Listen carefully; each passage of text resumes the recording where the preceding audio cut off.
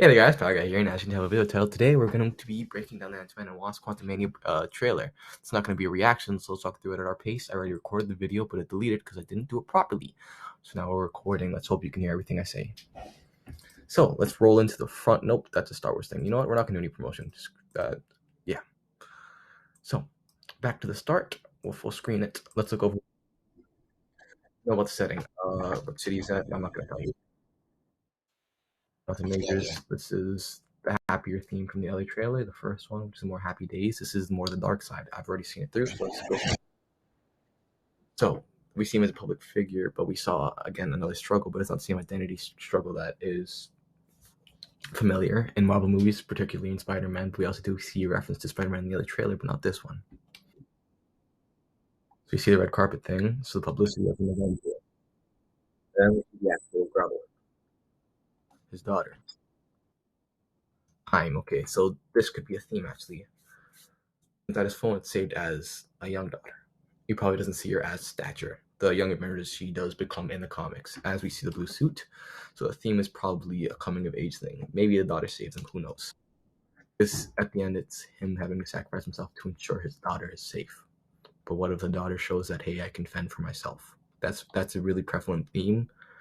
That's actually what's going on with Riri Williams, I believe. That's probably what we'll see in Armor Wars. That was a theme in Black Panther Wakanda Forever. But there was no Iron Man. We saw Riri Williams fend for herself, build the armor, a better armor than Tony Stark, in a scrap house, box of scraps. Literally, the segment on the Rockstar is a big fan, but if you go into it, I could play that, but there is a huge lining up for the Young Avengers.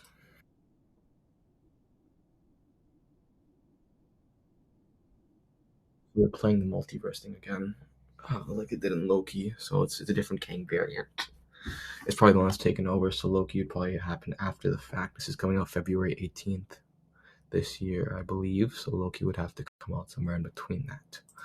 So if we go, the VFX is very similar to Loki 2, as pointed out in the first trailer. Season 2 release date. So it's coming out after. So it would take place maybe before. It's either we'll see Kang here, we'll see the timelines being destroyed, but it doesn't function like the TVA as we see.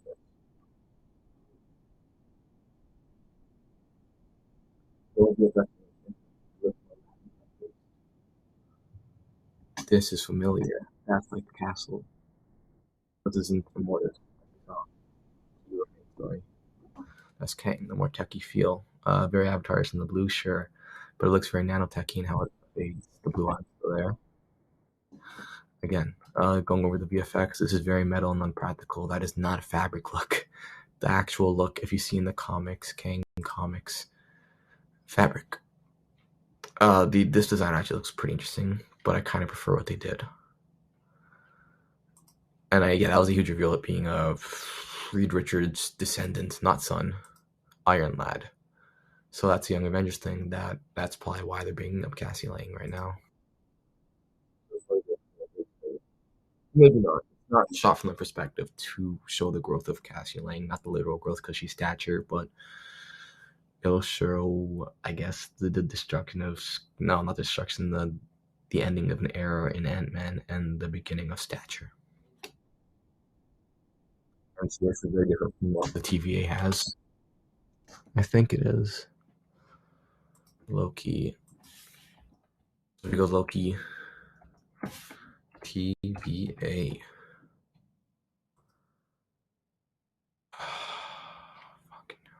Sorry. Show. This should have been better planned, but this is what I got.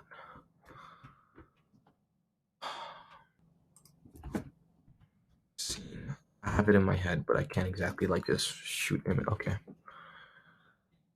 It's not the same repetitious form. The build again, it's very different. This is very. That's an Asgard. There it is. Okay. So that compared to this. Remember the image, boys and girls. And whatever else you want to prefer. I'm sorry, I did not mean to appropriate anyone's gender. Yeah, it's very different. That looks more like Loki. show the timeline.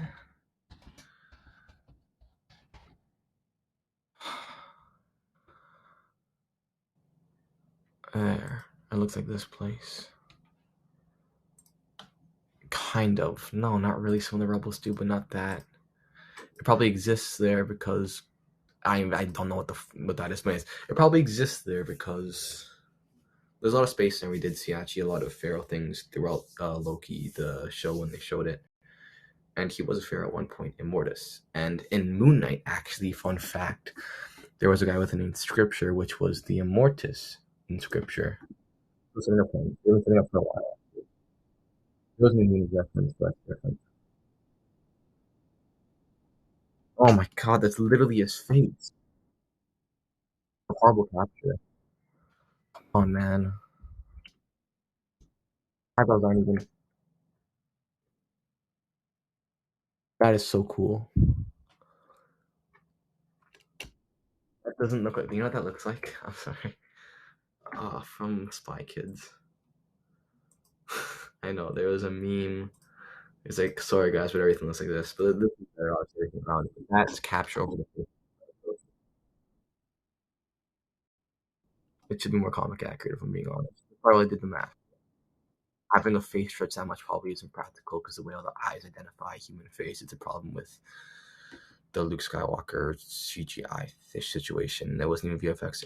First, it wasn't even deep fake, but then they did the deep fake in The Mandalorian, but they didn't even show the face most of the time. That's the whole problem.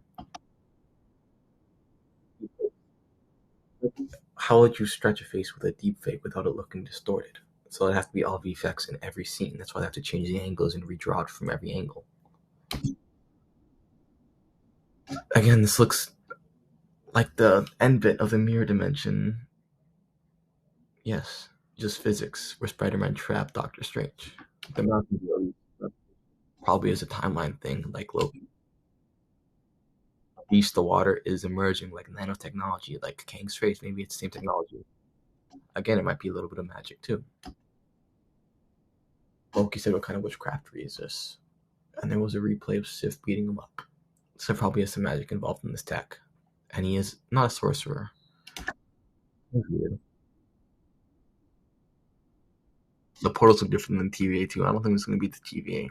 I feel like Loki's going to be a whole different thing.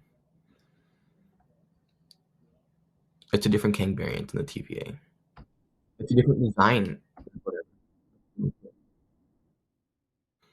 Yeah, design-wise, it's very different than TVA. Even the army looks different too. The TVA time of authority is very different. The entirety of the point of the authorities was to chase down Kang. So present a counter argument. This is very different design-wise. Look, they all look like little Mysterios, but that does evoke the Kang. There's no purple and gold hues. There's no gold on Kang. That's more.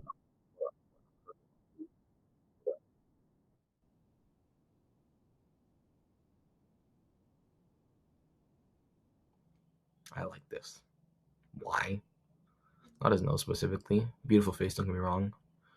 The scars, the damage, it makes him look real. That's why they didn't fully bluify him the entire thing. It's humanizing. We have to see Jonathan Majors acting chops because when we saw him as Immortus, He Who Remains, there we go, He Who Remains, okay? It was a very different character, very humble, very different, but it was such a well acted and committed character because they let him show his face. They didn't have a covering on top, and his whole uniform was designed to show Mesopotamian time, like all the timelines, but only referring to the human history, not the aliens' history. This is more alien, I guess.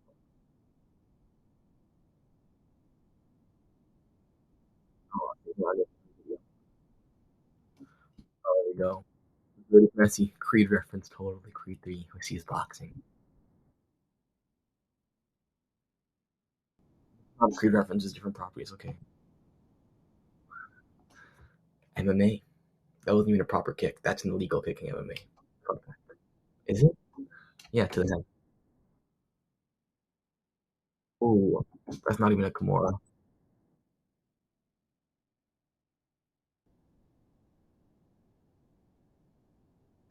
That looks like the TVA technology. That looks like Reed Richards' portal.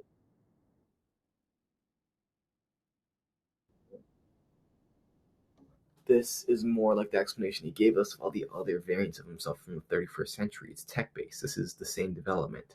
So we will see other kings fighting other kings. And Loki will take place after this. So maybe that king in the TVA is actually a mediator. I don't think it's the same king. It's different technology and different authority. The TVA's purpose is to track down King and get rid of King. Why would King run it? Immortus runs it to get rid of kings, to make sure that he who remains is still he who remains. It's the same thing he told Sylvie. Okay.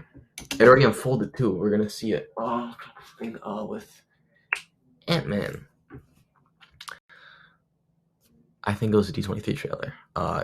Eric Voss, he said that Kang said which one or which variant he killed them so many times. Anyways, that's a human story. This is Kang. Kang's here from He Remains. Obviously, He Remains is dead, but Kang is. He's rediscovering it through the same lens because this is the timeline is structured.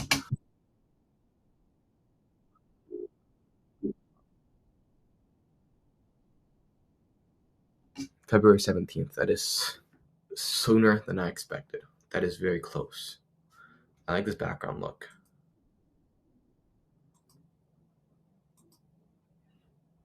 I don't know what to think. Big trailer, mind blowing. I loved it. Thank you for your attention. Hopefully, I did inform you about new facts about this movie. Not fact. I don't know. Fan theories. Let's have our own more. Let's have a chat and discussion in the comment section. Let's see what y'all think of the trailer. What fan theories you like to entertain. Nothing fanfic, please. Not like, oh, secretly that Kang is with Ghost. Oh, no, wait, what happened to Ghost? She could be a villain. I think that if she didn't blip, maybe. Because she wouldn't get the cure. Ghost of the loose end, pretty much. Sorry, I digress. Thank you for watching the video. I hope you guys enjoyed. I hope you guys learned some more about Ant-Man and the Wasp. I guess a good breakdown. Watch the other ones. You probably will. Peace.